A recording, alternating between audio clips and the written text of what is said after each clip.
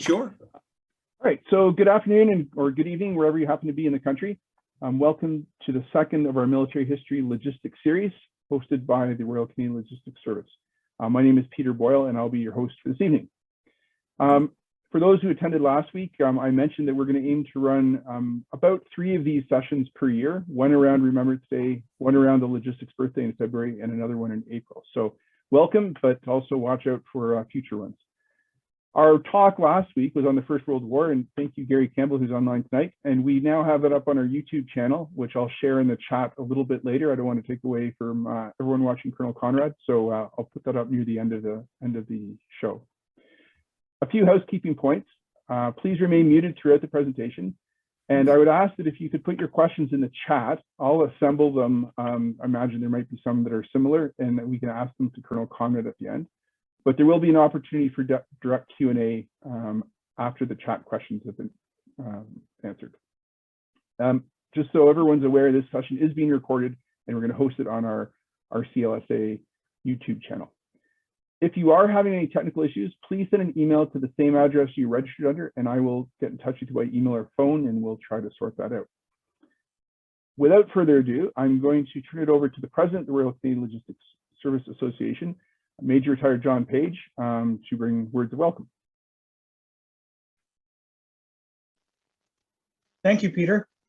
Fellow logisticians, those of you that don't know me, I am John Page. I spent 40 years in the Canadian Army as a logistician, as a supply technician, NCO, and later commissioned as a logistics officer.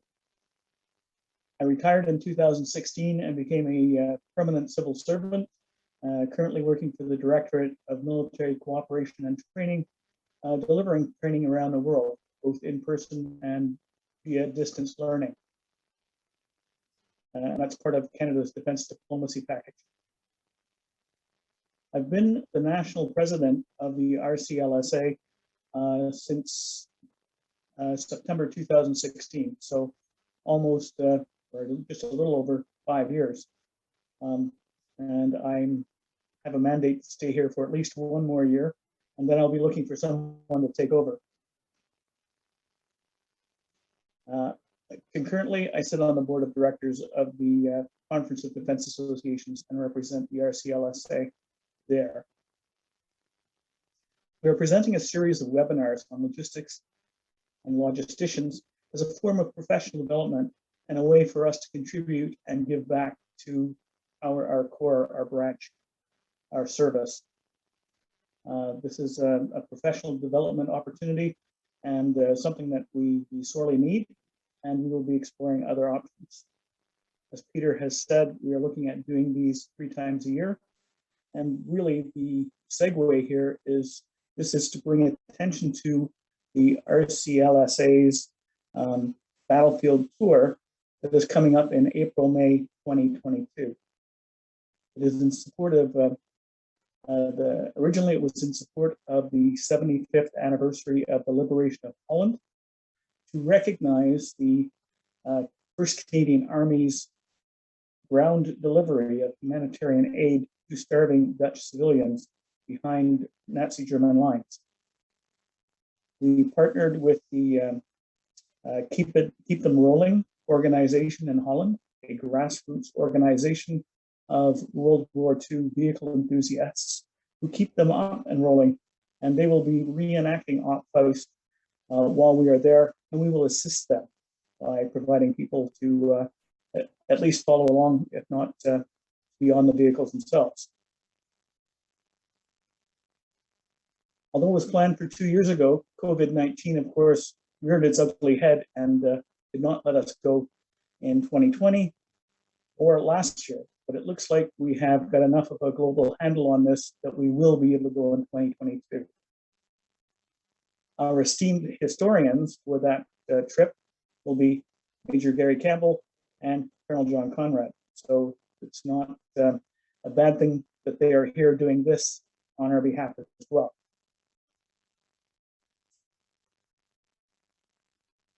If you are interested in coming, please contact me. I have a few spots left for subsidized soldiers. And I have many spots for people that are willing to pay their full way. It's not all that expensive, but expensive enough. For those of you who are interested in coming, up to the first 57 will be $2,600 per person, plus airfare of around $1,200 and insurance of around $300. So that's your total all-in cost to come for something that originally was another $1,500. So with us remounting this, it's taking advantage of prepaid credits so that we are getting as many people to go back as possible. So Peter's going to publish that. Thank you. Please consider renewing your membership in the RCLSA, and that's available on our website at the membership tab. Without further ado, I will turn it back to Peter. Thank you. Perfect. Thanks, John. I would now like to get on to the main reason many of you are here tonight, which is our main speaker. I'd like to introduce Colonel John Conrad. He served for over 34 years in the Canadian Army as a logistics officer. He retired following serving as commander of 41 Canadian Brigade Group, and as we will learn in a few minutes, also commanded the National Support Element for Task Force 106 throughout the first half of 2006 on Task Force Orion. He has authored a number of books and articles on Canada's involvement in Afghanistan, including What the Thunder Said, a military book of the month club selection in 2009. He enjoys reading about everything but particular science fiction, military history, and detective fiction. John resides east of Edmonton near Hastings Lake, Alberta, with his wife Martha, and is employed with the provincial government as an assistant deputy minister. Without further ado, please join me in welcoming Colonel John Conrad. Sir.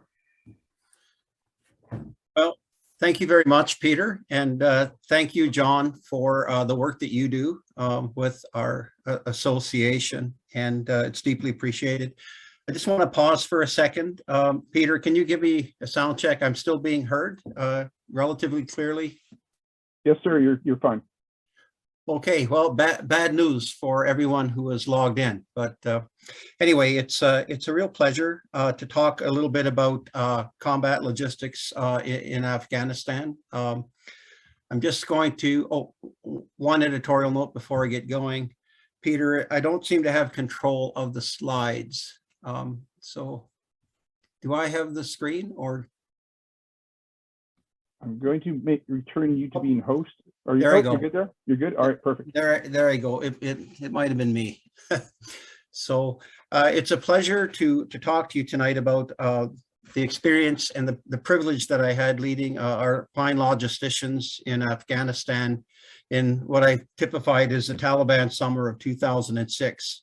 And the perspective that I want to outlay tonight, it's one I haven't really thought of in some time. It's been a long time since I've talked about the logistic experience of the National Support Element, like the battalion that we had in Kandahar to provide logistics.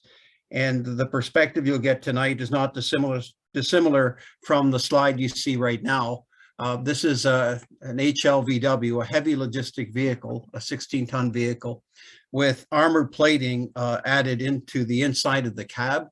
Normally, this vehicle has a gigantic glass window, and for the tour in Afghanistan, we had put metal inside just to ruggedize the trucks a little bit more. And I want to talk a little bit. One of my themes tonight is making the most out of the equipment that you have, and using logistics as an effect or as a brush of campaign, a tool of campaign. So we'll see how well I do. I don't get out very much. And as I said, I'm a little bit rusty on the story of my battalion, but here's what I would like to go over by way of outline. A little bit about Afghanistan and the lines of communication inside that country, and the logistic impacts for our soldiers. I want to talk about the context, what I call the postcard battlefield of counterinsurgency, a really fast refresher about what the Canadian strategy was for Southern Afghanistan in the summer of 2006. Our dreams, Canada's dreams for Afghanistan, were not small. And it's hard to remember that with everything that's gone on over the late summer, early fall in Afghanistan. And once upon a time, we dreamed and we spent huge in that little country. Dramatic countermarch in concept. I think this is probably the heart of my story in terms of the arrogance of the institution that back in the day. And I'd like to think that we've learned a lot or relearned a lot about logistics since our war in Afghanistan. And I'll try and punctuate why I consider that a dramatic and very risky change in our concept of operation as a battle group and a task force. And the final end, the back nine of the presentation, I want to talk a little bit about using the supply chain, using logistics as a force multiplier, and either bracing up your own soldiers, our own combat arms, and having an impact on the moral state of our enemy. And just a few parting thoughts there. So you could criticize, it's a bit of a mixed bag, but bear with me, I'll hang it together, I promise. So a little bit about Afghanistan in terms of, now I know Gary had a laser pointer, but I'm just going to indicate where that top maple leaf is on the right-hand side. That's the beautiful city of Kabul. And if you come down that red line, that kind of a red line that runs in a big circle from Kabul down to Kandahar, and where the other maple leaf is, and then all the way over to Herat. This is Highway 1, also called the Circle Route, and a pretty decent highway for the most part, depending on which part you're on and where international aid may or may not have fizzled out in the time before this, but pretty decent for moving vehicles and equipment. Of course, you see the holy city of Kandahar down the bottommost maple leaf. And I just ask you for a second to forget the maple leafs and the red lines. And the province of Kandahar is that the gray lines are provinces. So Kandahar province is the one with the maple leaf, and the city of Kandahar, obviously. And to the immediate left, that longish, looks a little bit like Florida upside down. That's Helmand province, where ironically, a preponderance of our combat activity happened in 2006. The province to the immediate north of Kandahar is called Uruzgan, where the Dutch forces actually occupied during that Taliban summer and would not have gotten there without Canadian support and Canadian troop lift. And then the last province I'll point out is the one to the right of Kandahar, Zabul. And all of these provinces factored into our operation and into the work in the early and late summer of 2006. The last thing I'll say about this, I don't want to dwell on the map too long. That Highway 1, that circle route, it looks and was fairly serviceable. But when you try and articulate south from that route or try and move north from that route, the road network is not terrific. And quite often our vehicles, whether they were armored vehicles, mostly wheeled, entirely wheeled on my tour, really a struggle to project. And you're talking about using dried riverbeds, overland, and very difficult terrain to push combat service support and to push soldiers into. So that's probably enough on the geography. You know, what does it look like on the ground? Just want to talk about the logistician a little bit more. Some of this I may have said, so I'll economize. So you've got a punishing, purifying heat in Afghanistan and dry, dusty conditions. Beautiful country, but very hard on machines. Dust gets everywhere and poses all kinds of wear and tear issues on machinery, and maintenance schedules that you adhere to in Canada or into a different environment need to be really compressed so machines can continue to run. I talked about the complexity with road networks, and I mean, in a way, the lack of road networks, it really puts a light on when you talk about roads, you talk about governance. And part of the challenge in early 2000 was the lack of governance, for knowing what was going on in Afghanistan. But in addition to roads, railway was also at very, very limited. 24 kilometers of rail in the entire country. And that railway was laid down in the late 1970s in order to facilitate Soviet movements and the withdrawal of the Soviet Red Army out of Afghanistan after they were defeated by the Mujahideen warriors in the country. So these roads are not brand new. I've already talked that they're not in terrific condition. They can be rudimentary, but they are also thousands of years old. And the sub-bullets there I've spoken to, and the heat and dust, I think I've mentioned that.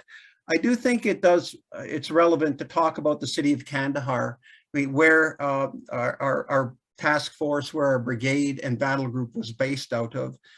Kandahar has unique significance to the Taliban movement in that it is the birthplace of the movement. Kandahar it's a bit like Gettysburg. It's got a good articulation and roads, as you will recall from the map. Highway 1 comes through it, and the highway I did not talk to that heads towards the Pakistan border, Highway 4. All roads seem to lead into and out of Kandahar. So a very important city strategically to our enemy and also to the government of Afghanistan. So what does it all look like? I call this the postcard battlefield. And what you're looking at here is the northern part of Kandahar province as you head toward the Uruzgan, that province that I mentioned where Dutch soldiers operated, excuse me, during our time in Afghanistan. And just looking at this, you see a couple of features to point out in this postcard: that beautiful, that azure blue sky, the lyrical beauty of the browns and earth tones of the countryside. You see the first vehicle in the column is an infantry escort, and then leading back would be all of these beautiful logistics trucks and vehicles and equipment that makes up a combat logistics convoy. That highway is the Taran-Kot Highway, freshly paved in our time. That pavement would have been laid down within the month of these trucks being on it. And you would come to a point in this highway where the road crew would still be working hard to pave this road into Uruzgan province.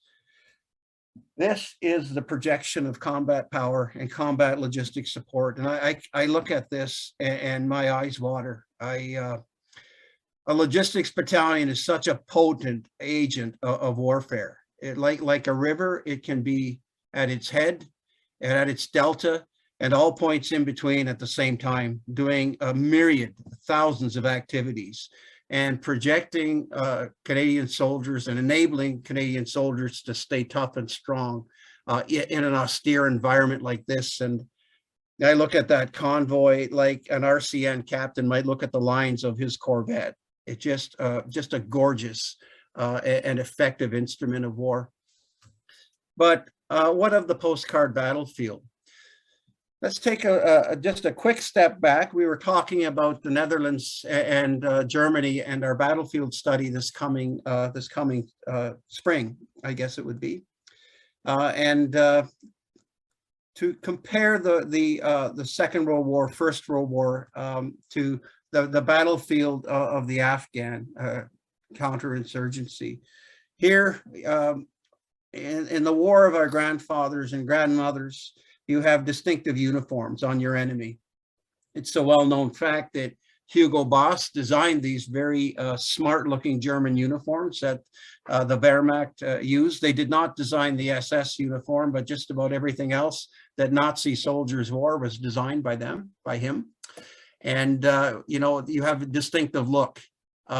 You have rules of warfare, Geneva Conventions, a whole pantheon of laws to which are adhered to. Here's the enemy that Canadian soldiers faced in that long ago spring, summer of 2006. this photograph on Maclean's magazine was taken in it's a March issue, so I suspect the photograph was taken in January, Feb. I always look into the eyes of this magazine cover, and you don't have distinctive uniforms, clearly. You don't have identifiable form-fitting tunics. You don't have the rules of war necessarily being followed or subscribed to.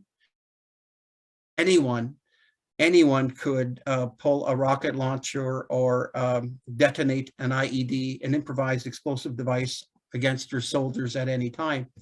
It makes it really challenging for this postcard battlefield, because we're here to support Afghans and to help them with their establishment of governance and peace in a deserving little country. And separating opponent from those we help is profoundly difficult. Another vignette to the Second World War.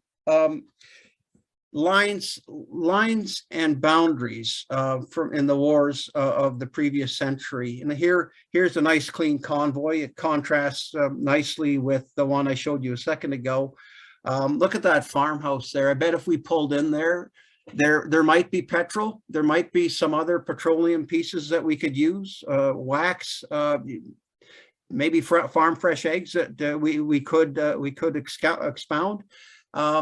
There is a nice, looks like a telegraph wire. So there's infrastructure just to the right of those trucks. And yeah, some civility and some, what's the word I'm searching for? Some elements that you could use and could leverage to assist with your own sustainment. This is not a happy convoy. This is a German convoy rearward of Dieppe after the August 1942 raid of Dieppe that involved our 2nd Canadian Division and other Commonwealth soldiers. But it does give you a sense of, yeah, there's texture to the battlefield. There's texture and there's structure and there's lines.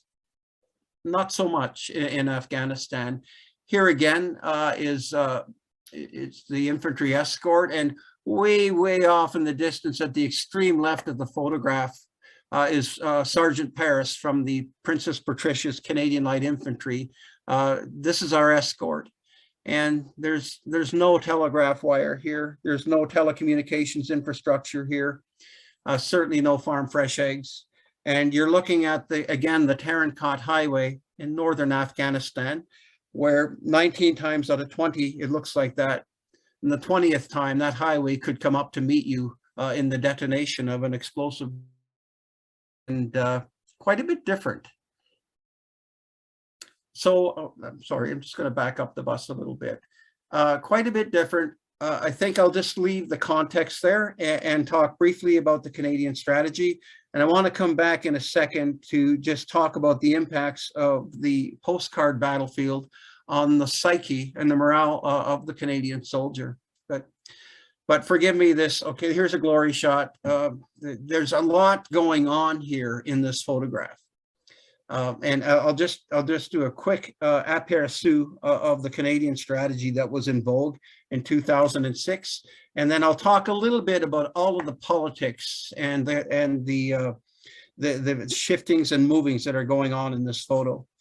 First of all, the dream or the campaign design was one of we called it the 3D approach: defense, diplomacy, and development.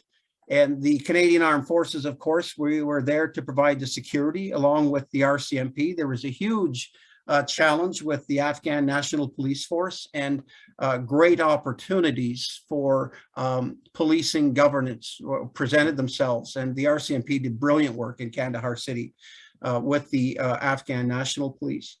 The other aspect was development and DFATE, which is, pardon me, CEDA. Canadian Investment Development Agency. CEDA is no longer an organ of government. It's evolved at the federal level, but in those days, the CEDA was the federal department that was doing that deep investment into Afghanistan.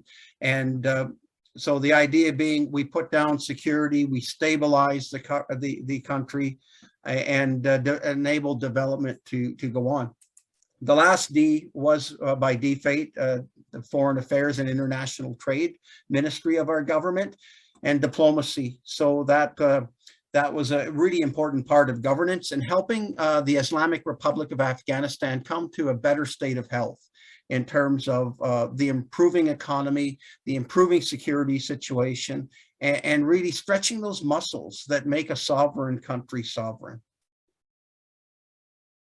Now, I do want to be careful, though. It's we weren't talking about overwriting or rebooting the country of Afghanistan. This was more about assisting the Afghans to come up with the republic that they wanted.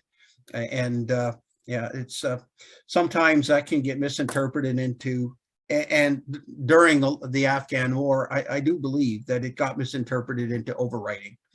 But that's a different lecture and probably for a smarter person.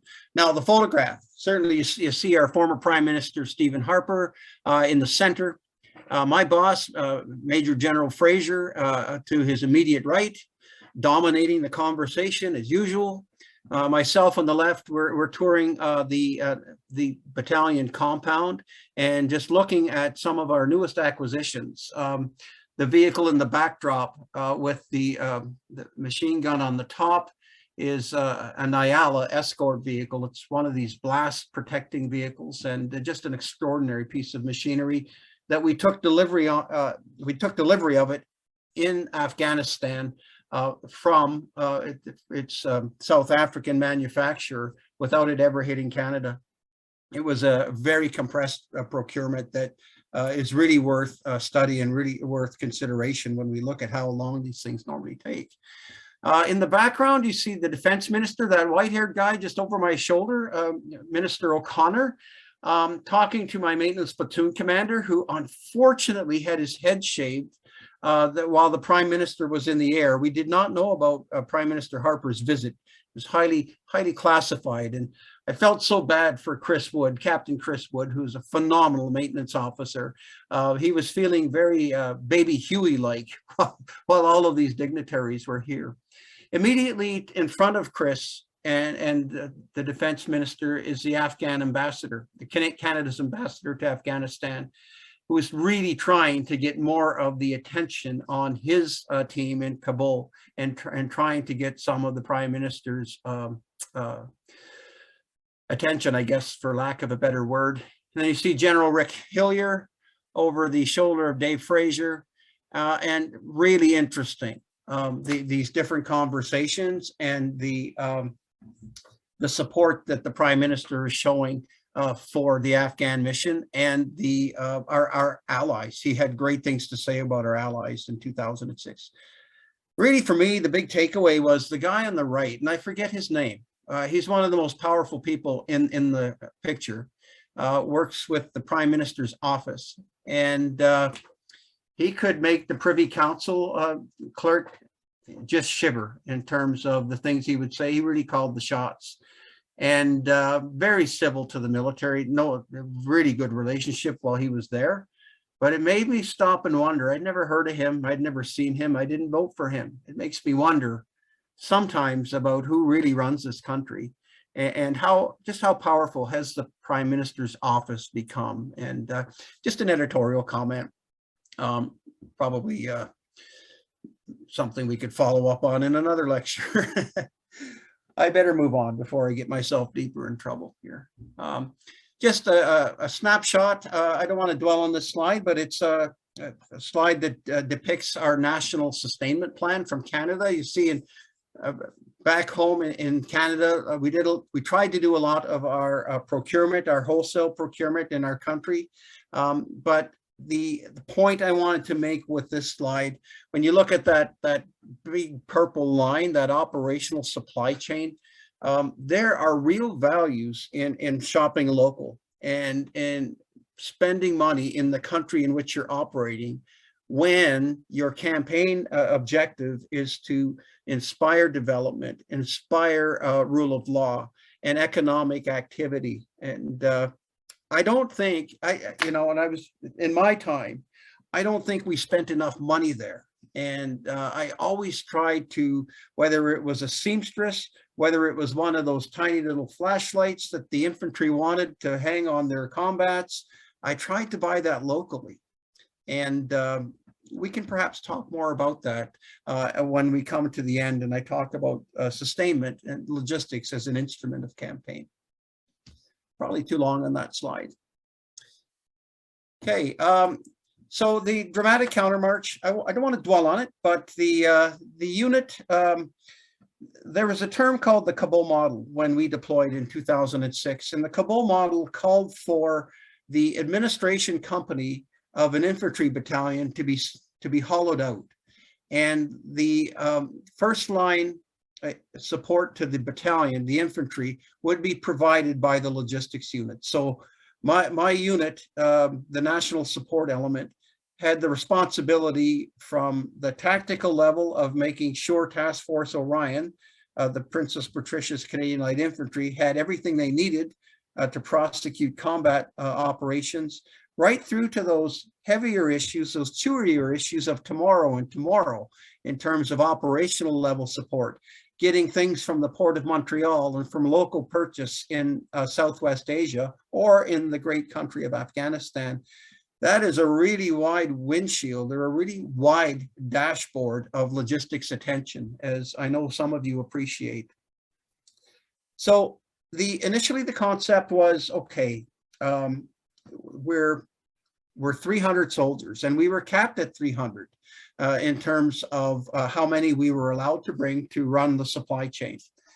And the concept, because we were kind of tiny as a logistics unit, we would work off of Kandahar airfield, and at any one time, one of the PPCLI, one of the infantry combat teams, would be on CAF, kind of out of battle, so we could do a little bit of maintenance and reconstitution and support of that particular company. And then the other two combat teams could be out operating.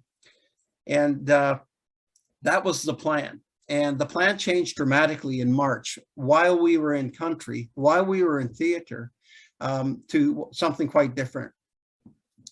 There was a shortage of combat troops. I mean, the ground, our area of operations was 225,000 square kilometers. And what we found was the Taliban from the late summer, fall of 2005 to the late summer of 2006 were on a bit of a comeback. And the need to prosecute combat operations all over Kandahar province and deep into Helmand to help our neighbors from the United Kingdom really reared its ugly head. And we evolved from the idea of having a company or a combat team on the airfield on CAF at any one time to having them everywhere all the time. And that required a massive countermarch, a massive change to our logistics support concept.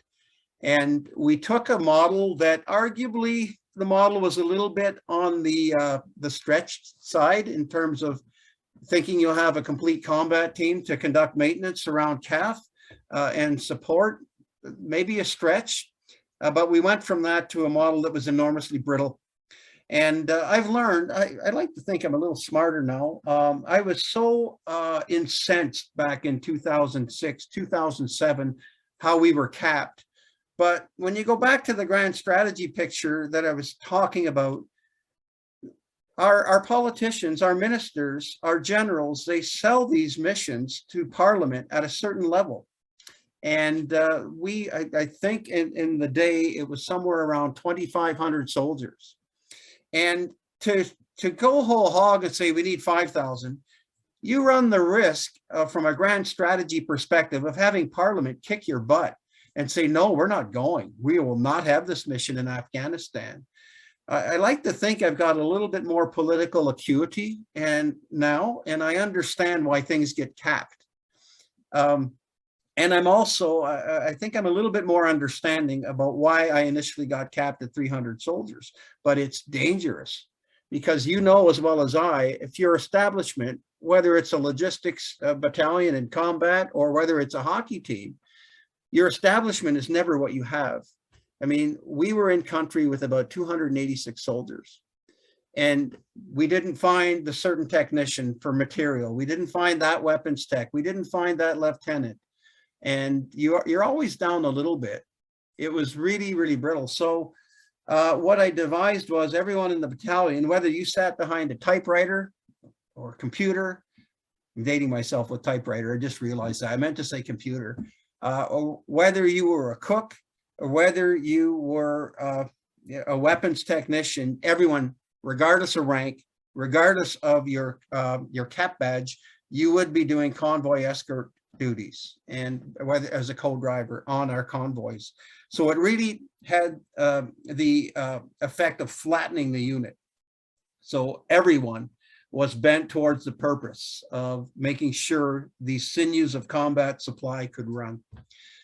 And the I think maybe that I think I might be done talking about that slide. Let me move on.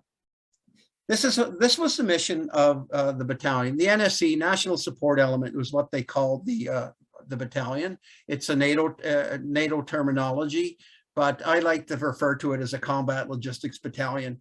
NSE does not look good on the coffee mug, and I wanted our soldiers to bristle. I wanted them to have swagger like an NHL hockey player. I wanted them to kick ass when they were off of CAF and when they were on these various convoys. So if I confuse you a little bit by talking about my battalion and you see NSE as terminology, they're synonymous terms. So the mission was to provide that close support to Ian Hope's battle group and that integral support, and also that wider logistics for the whole theater. If you think back on the map, I had 100 Canadians in Kabul that needed support, as well as the brigade headquarters in Kandahar and the Canadian headquarters, and there are all kinds of Canadians in country beyond an infantry battle group. The other part of my mission was to set conditions for the transition of Enduring Freedom, which was the overall operation with the Americans. And we were transitioning from Enduring Freedom into a NATO-led mission. So we really had to focus on how we were going to do that and making sure that that transition could happen. And of course, looking at all of the spectrum, that wide dashboard I talked about earlier, I've deduced very early on that the main effort of the battalion had to be the combat logistics support to the infantry battle group. We've got all this other stuff to do, but you can't be strong everywhere. You have got to pick a main effort, and certainly that was the one I picked. And the photograph in this picture is what happens when a rocket-propelled grenade hits the window of one of your vehicles. That's, I believe that was one of our Mercedes. I forget the acronym, boy, I'm getting old, but we had these Mercedes civilian pattern, ruggedized military pattern trucks to utilize. We called it the G-Wagon, I think was the term for it. So designation of a main effort, probably enough context for you. This photograph just in here to show you a rare instance of helicopter operations. We worked very closely with helicopters, of course, but the point I want to make here for logisticians, you should never as an Army soldier look up at a helicopter and be amused by how novel it is. It should be as commonplace as your rifle or as your vehicle or the shovel that you dig your shell scrape with. Helicopter as a novelty is not the way to fight and counterinsurgency. And of course, we had no helicopters with the Canadian unit, and we always bid on aviation. And that's a Black Hawk helicopter in this photo, and tons of lessons and tons of great work working with the Aviation Task Force. All right, very quickly now, it looks like I have about 12 to 15 minutes left. So just going to try and summarize here. I did want to make a point about what Clausewitz said about warfare. They have these two officers during the Napoleonic Wars. Henri Jomini was Swiss, but fought on the French side with Marshal Ney and with Napoleon. Clausewitz was on the Prussian side. They both had a lot to say about battlefield logistics and about warfare. And they both wrote books. Jomini's The Art of War, Clausewitz vom Krieg. And, you know, there's a lot to take away from Jomini for logisticians, for sure. But for me, Clausewitz and how he described war on the moral plane and the physical plane, it became a cornerstone of Canadian doctrine, and it's one of the biggest precepts for Canadian logisticians to pay heed to. By moral plane, it means that, well, war is fought in a kinetic way, like things you can touch and feel, but it's also fought in the kingdom of the mind, the moral plane. And mental toughness really becomes a huge, huge issue and advantage to soldiers that have that kind of resiliency. And at the center of warfare is fighting. And by that, I mean there are horrible, horrible frictions that friends, that allies are subscribed to when they're in combat. And these are some of the pieces and elements, I guess, if you'll think back on the Postcard Battlefield and how I tried to juxtapose the Second World War to the war in Afghanistan, these things chip away at mental toughness. The randomness of the enemy's first move. As a logistician, you're not laying the whip. You're always waiting for someone else to start it. And that really preys on you, you know, in terms of, gosh, I've got this rifle between my knees as I'm rattling along in this convoy. If I survive a blast, I'm going to get up and use it. That's tough for soldiers. Complacency and the trick of the familiar. I think I mentioned earlier that 19 times out of 20, you're fine on that road. You cannot get complacent, and that takes energy and initiative to maintain that. The psychology of the camp-based soldier. There was a period when if a soldier is left on camp, whether you're a supply technician or an infantry, things become worse. It's like when you're at a game 7 and your favorite hockey teams are playing, and that anxious energy you feel when you can't, you're not on the ice, but the players themselves, if you talk to them, they're not feeling that anxiety and that heart rate racing that you are. So in a way, flattening the unit and making soldiers do convoy escort, it had a way of leveling out that psychological anxiety and telling them and showing them the Taliban aren't everywhere, and they're not 18 feet tall, and they can be killed and defeated. And so it's just a psychology to be aware of. And it kind of leads into my next point, CANCAP pressure. Thinking back on the Canadian strategy, there was no way in hell that we weren't going to have a huge contractor on Kandahar airfield. And I tried to keep it small. I thought there was a discernible need for about maybe 45 to 50 civilian contractors to work onto the camp. And in the end, it swelled to over 250. I don't have the actual number, but after my tour, it got quite large. And I wanted it small. First of all, I didn't discern the need beyond 45 to 50. And for some of the camp-based duties that CANCAP would do, I had soldiers that I would want to put on those jobs. And one of the impacts of being in a close combat situation or surviving an IED, you do get rattled. It does impact your mind, of course. And sending a soldier back in the medical chain or back to Canada as they're struggling to normalize is the worst thing you can do for their mental health. Giving them useful work that was being done by the contractor is a great way to keep them with their regiment and to return them to a better state of mental health sooner, I think. But there was a strategic imperative to have CANCAP in country. And I didn't see the line of shot on that. I've probably said too much about that. And the last thing about that I'll say about the kingdom of the mind is it's not your fault when people get killed and people get hurt. And when you are in these things and participating in these missions, you see horrible things. But we, the living, we need you. And we need you right now. And you have got to absolve yourself of guilt. It's much easier said than done. And I know I myself carried a lot of my own guilt in terms of thinking I could have done better at certain things. But it is war, and logisticians, you got to be ready for that. Okay, I'm gonna just, that's another convoy, this is Highway 4 on the way to Pakistan and Spin Boldak. So won't stay there too long. Okay, I think I'm just going to paginate. I'm going to talk about the logistics of Task Force Orion, and then I think I'll just paginate to one of the other slides that I wanted to emphasize on campaign. I wasn't sure how many slides would I would need to kind of convey what I wanted to talk about. So don't be nervous if you're seeing too many slides and too little time. So for the infantry battle group, 1 PPCLI, brilliant battle group. And I have so much respect for those men and women.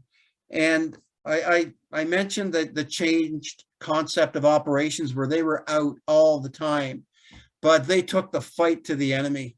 And the way Ian would move his combat teams around, they would go into a harbor at last light and then be gone before first light and halfway across Kandahar province.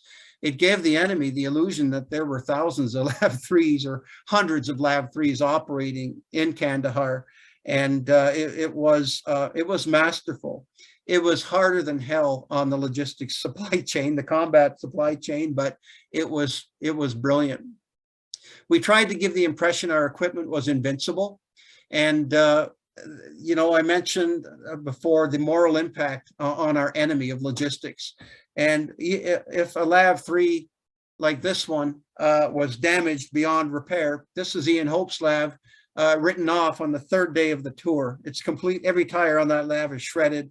It is gone. It's on its way back to Canada and on a Lapes pallet. But we would never let on that LAV-3 was busted beyond repair. You know, I used to talk about this running back analogy where you're watching football and the running back comes through the line of scrimmage and is smacked, right? And he's lying on the ground and all he wants to do is call his mom and maybe just lie there and cry for another 5 minutes. But that's not what the running back does. He jumps up and he grins at the defender and he runs back to the line of scrimmage in the huddle. It's like, that's all you've got? That didn't hurt.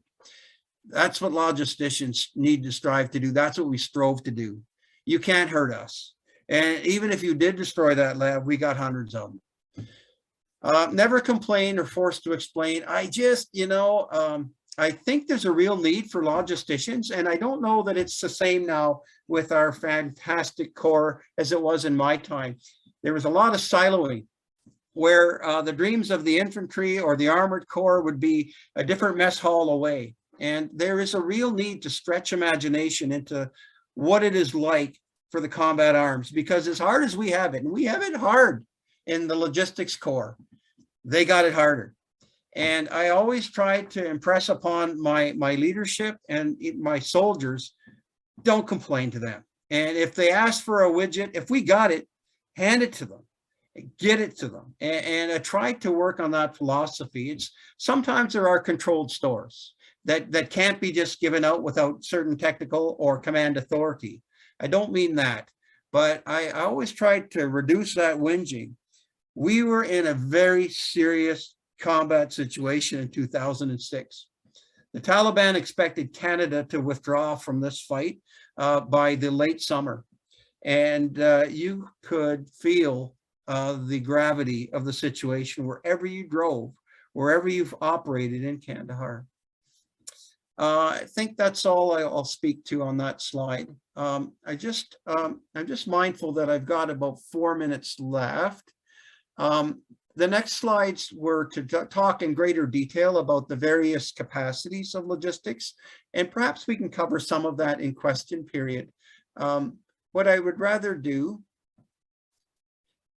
32,000 line items, like you heard Gary Campbell talk last week about supply complexity and how difficult that is for an army to sustain itself with different fleets of equipment. 32 line items for an infantry battle group, I would submit that's complex. I'm worried about that a little bit. The other thing I'm worried about when I talk about those roads were things like differentials for the LAV-3. And believe it or not, rubber tires. We have this fantastic new artillery gun, the M777. President Bush had to sign a waiver for the Canadian Army to field the first 4 guns in Kandahar in 2006. Titanium, extraordinary weapon. We had a hard time keeping it in rubber tires. It became a real critical path from a supply perspective. Here's another shot of that beautiful, deserving country. But how I would like to conclude my talk, and I guess it's a bit on the line of never complain, never explain. Our vehicles were old. That 16-ton vehicle, that window I showed you at the front of the slide, that truck was nearing the end of its useful life when we took it to Afghanistan. You know, there were times when the armor would fall off and land on the lap of the soldier sitting in the cab. But we have excellent equipment, and you have what you have, and use it to maximum benefit. There were beautiful advantages to retro equipment. Like, we delivered fuel with pod trucks. We were the only country in Kandahar in Southern Afghanistan doing that. But there were times when the Dutch and the Brits would have given anything to be me, because the contractors we were using, these jingle trucks, there was a period in the summer of '06 where they would arrive at their infantry base and half the fuel would be missing. Or worse, they'd pull a stunt like I used to pull in my dad's whiskey, where you take half of it out and top it up with water. So the fuel's useless. It was quite a crisis. I felt so good with these old Canadian pod trucks, fuel trucks, able to push fuel anywhere in that province with authority. And they were old, they were rickety, but we could do it. And I just, whenever I speak to young logisticians, everyone's younger than me. Whenever I speak to a logistician, I always try and impress upon them, the stuff you have is pretty magnificent. You know, taxpayers, they got that for you. The fact that it's old, there could be value in it. Gordie Howe used Eaton's catalogs as his first shin pads when he started to play hockey. And I love to see more of that element in our logistics core. Last slide, I promise. The psychological value of a stockpile, all those photos from the First World War, I typify that as the era of brute logistics. The non-contiguous battle space, like the Postcard Battlefield, it calls for a reduced logistics footprint, to be sure. You know, it's defined by its absence of machinery, but there is still a bracing effect for our soldiers in seeing stockpiles of equipment and seeing a good governance of that equipment and having it handy. So don't ever underestimate that. There is a corrosive effect on the enemy. I already spoke about this. We never let on when the Taliban hurt our machines, and we strove hard to turn them around in the maintenance workshop and to give the impression that we had lots of materiel and lots of Lab 3 fighting vehicles. Of course, they're precious. We don't have lots of them, but we tried to give that impression. And you've got to try, I always advocated, you've got to try to think about your enemy and his mindset in the way you apply logistics. I think the last thing I'd like to talk about is being careful with the equipment of the fallen. In 2006, there was a worldwide shortage of Kevlar, and we made the naive mistake of reissuing Kevlar gear to our soldiers from equipment that had come back from convoys or combat operations. And dumb, really dumb. But we learned, and what you do is you put that Kevlar aside, you freeze it for the next rotation, and you get fresh for the soldier that comes for a new blast plate or a new load carrying vest or whatever the widget is. And yeah, and when you're applying logistics at the tactical level, I guess what I'm trying to say, and I'm rushing a bit because I'm about to go overtime, is remember, you as a logistician, you have an impact on your enemy and you have an impact on your friendly soldiers. And perhaps I better leave it there, Peter and John, just because of my verbosity. I told you I don't get out much. Thank you. Sir, thank you very, very much for a wonderful talk. I was there a few years after you, but an incredible talk about the challenges in 2006. We do have a few questions, so if I could entertain, if you could entertain those, that would be appreciated. The first is, could you comment as a CO where you feel you had the most impact or the most success, and was there anything you would have done differently in your support to the task force? Yeah. So there is one thing I would have done differently, but you've asked me in the context of a commanding officer, and I would not have changed what I did there. I tried to be present on as many convoys, both my regimental sergeant major and myself. I tried to be present with the soldiers. I was asking all of them to go on convoys, and there is when men and women are under fire on the battlefield, there is a real tendency to want to go back to that last safe place you came from, even in our bravest soldiers. And men and women will only, they'll only do those horrible tasks with strong leadership. I think that physical presence counts for so much in a battalion commander and a company commander in leadership in the Army. And, some people could criticize, well, you had responsibility from Montreal to, the infantry battle group. Maybe there are things I could have done stronger on the operational side as the staff side of logistics in country. But my deduced main effort was the battle group. And I felt I needed to be present, and I needed to show those men and women their lives were no less valuable than my own. And I really feel that desperate summer of 2006, where we were so short of logistics soldiers. I lost one of my best sergeants in the first month of the tour. I would not change that. What I would change, it wasn't as a CO, but it was with the ammunition. We had a problem with ammunition later on the tour where the infantry had fallen off that routine reporting of expenditure of small arms ammunition. The firefighting with the Taliban had gone through the roof through June and July, and our consumption ratios for ammunition were based on earlier months where there wasn't as much combat activity. As a result, we had a huge shortage of certain natures of ammunition, and certainly artillery ammo, as we got into the late summer. I tried to fix the problem without telling my boss.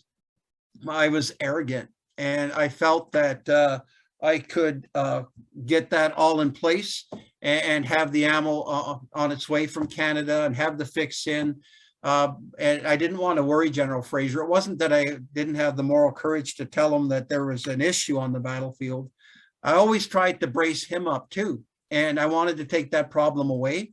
It brought friction between Fraser and I for many years.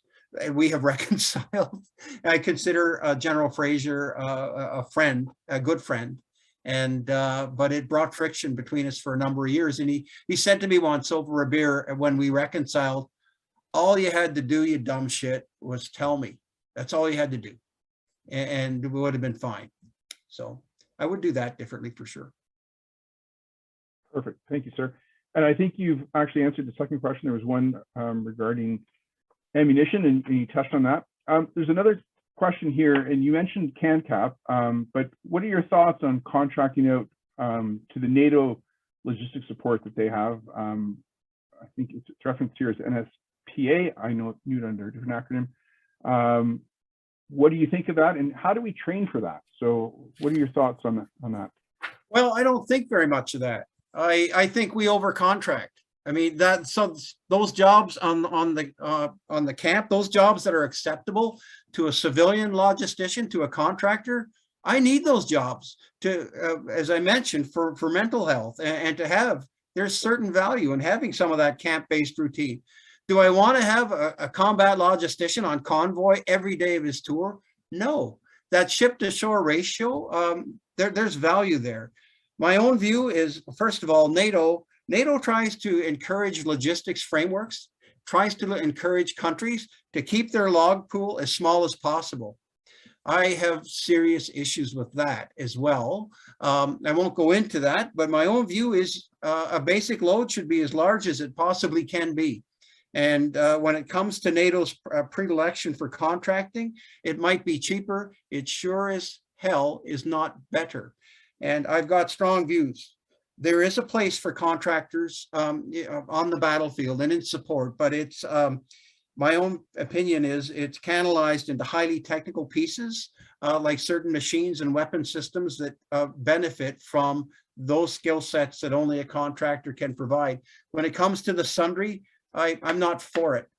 There's a ship to shore ratio and it needs to be respected in my view. Perfect, thank you, sir. Another question here, and it's really around the Army Reserve. I know you had some reservists with you. Would you recommend any changes to how, I guess, the reserves integrate and how the fourth generation took place? Or, and again, it probably changed much from 2006 to the end of our Afghanistan, but if you had any comments from your tour in particular. Yeah, the reserve platoon, the infantry platoon I had attached to my battalion, they have a godfather for the rest of their natural lives.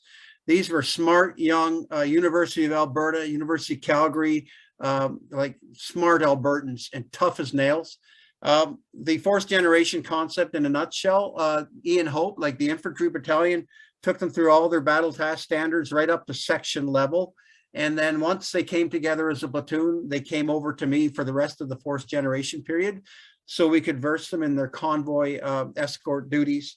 I think that the Army would be smart to give some thought to role specialization for reserve infantry onto some of these escort tasks. It was brilliant in terms of how they became so integrated with logisticians. You can't buy infantry in a country like Afghanistan. You cannot get enough of it. To have the reservists along was absolutely priceless. And I think we had the fourth generation right with, bringing them over when we came to that platoon level training to integrating them with the logisticians. So I don't know how they do it now. I hope they do it the same way. Perfect. I might not comment on that. Have some thoughts I should probably not hold in this forum. One more question for you, sir.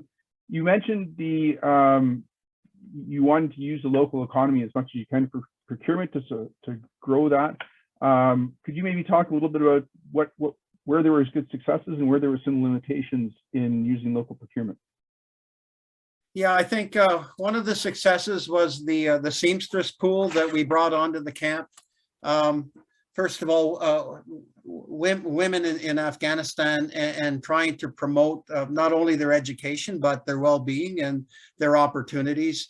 There was an endless requirement for badges and additional pockets and material to be sewn onto the 4 combat shirts of all of our battle group soldiers, all of the task force soldiers. So we established a very good, highly effective local cell that would come on to CAF and do that work. And I don't know how long it propagated, but they were still there sewing for Simon Hetherington's team when I went back to Canada. And I'd like to believe that they were able to stick for a while. One that was a little bit awkward, and I did mention it.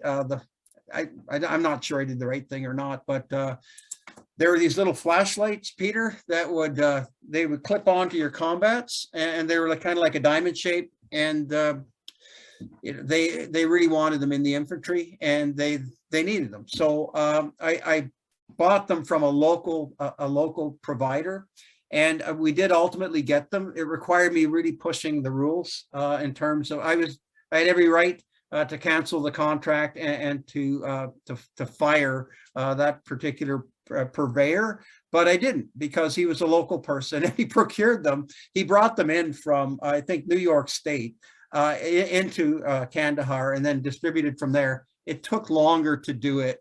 And I actually broke, well, I shouldn't say this in a public forum.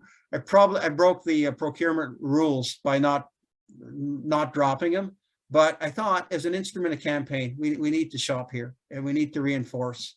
And maybe I cost about 3 weeks of the infantry having those lights. Maybe that wasn't the right thing to do.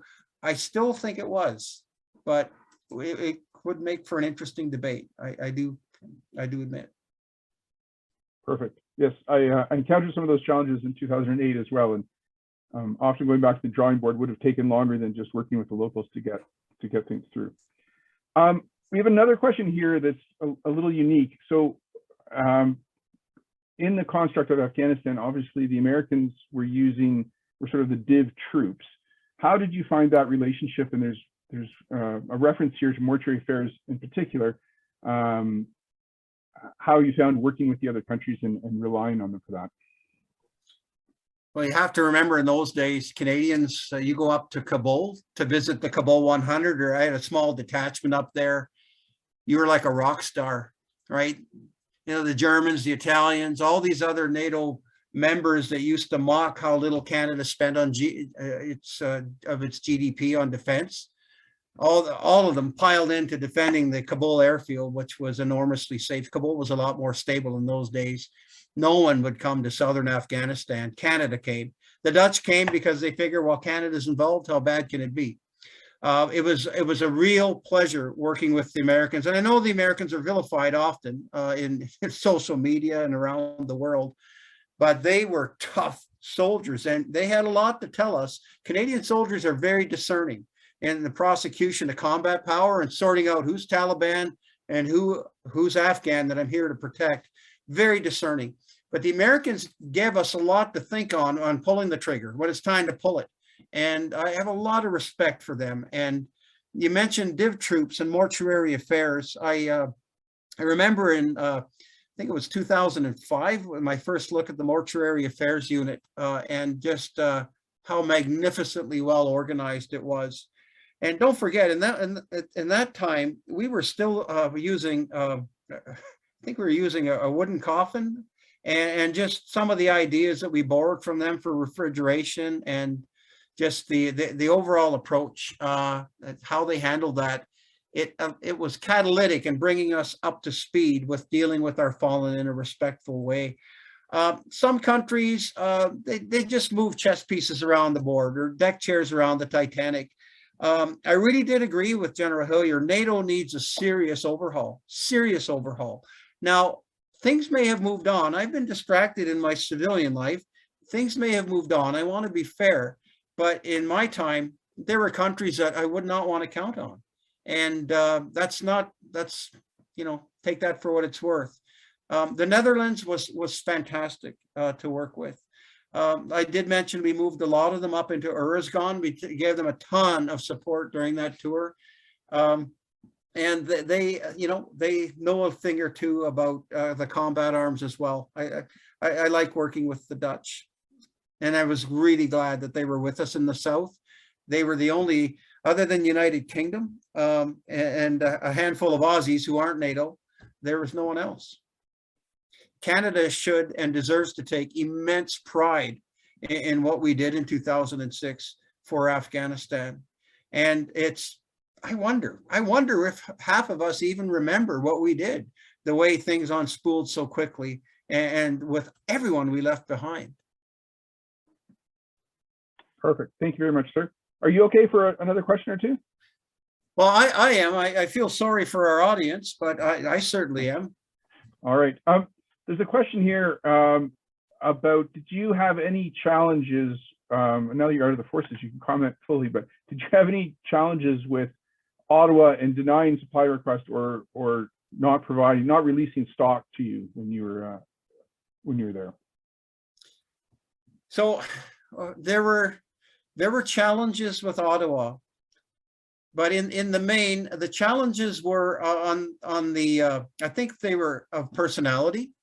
And in terms of providing equipment and support, I mean, it's so in vogue to say, well, you're not here, you don't get it.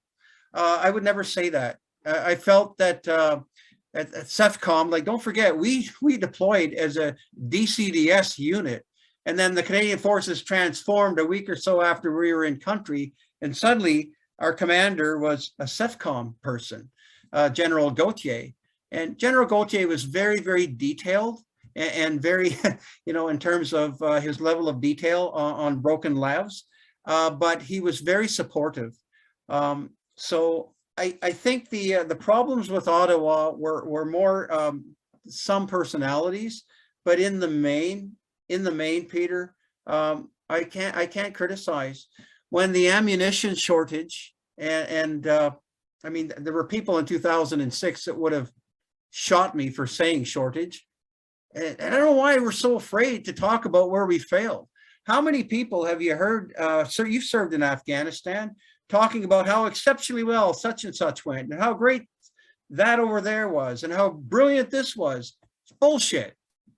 Not everything worked like that. It's certainly, we don't get stronger, we don't get better when you bullshit and color over things. And anyway, there was some of that bullshit being played with one of the senior colonels in the CEFCOM headquarters, not the commander. But when the ammo shortage was in full daylight, what saved us for Operation Medusa was Ottawa's energy and some of the getting overflight permissions, working deals with our allies to buy the right ammunition nature. That was always terrific. Every headquarters has its pockets of competence and large tracts of incompetence between those competent people. And my direct contact in CEFCOM was a coward. And whenever I really needed him, whenever I had a problem, he'd say, oh, he'd wait until he could brief the general the next morning before he'd have anything helpful to say. And I don't have anything to say to that person anymore. Perfect. Thank you, sir. That's all the questions from the chat. I don't know if there's anyone in the audience who had a question they wanted to ask. I'll maybe give it a moment to see.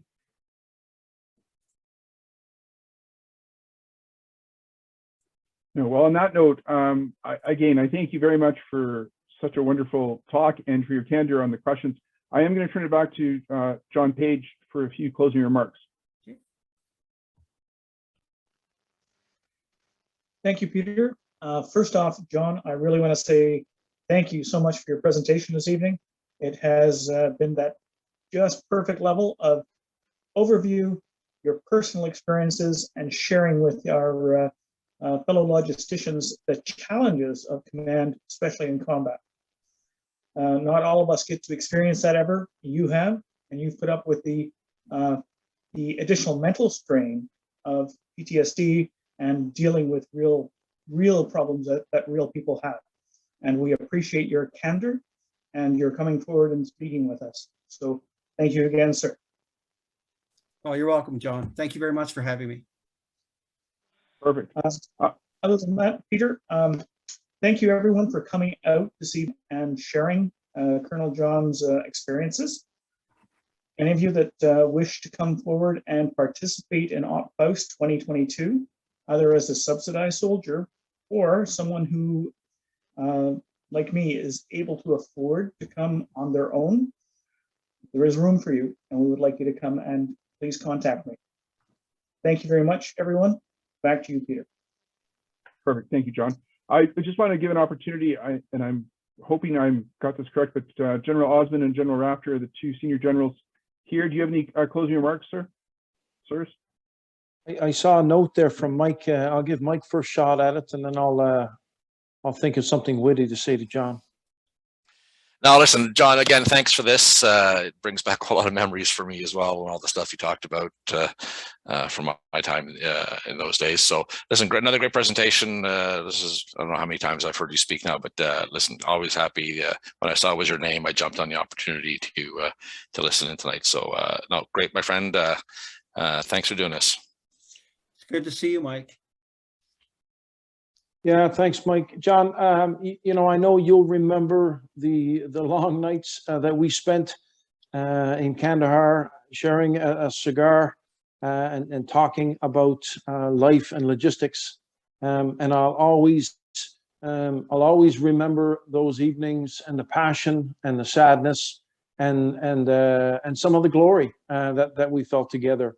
I will tell you that I was never so proud in my whole life as when I would go back to Kabul to my headquarters at that time and to report back on what was happening in Kandahar and what Canadians were doing. And John, thank you for what you did then and what you continue to do, my friend. Well, that's right back at you, General. Thank you for your leadership now. And you're right about those times. You know, we were all in, all 300, and all those men and women that served in that task force. We were all in for this country and for that country. Excellent. Well, sirs, thank you so much again, Colonel Conrad. Wonderful talk, and I thank you for taking the time to do this. And I hope all the fellow logisticians on the line were able to learn something and perhaps use it in their future work.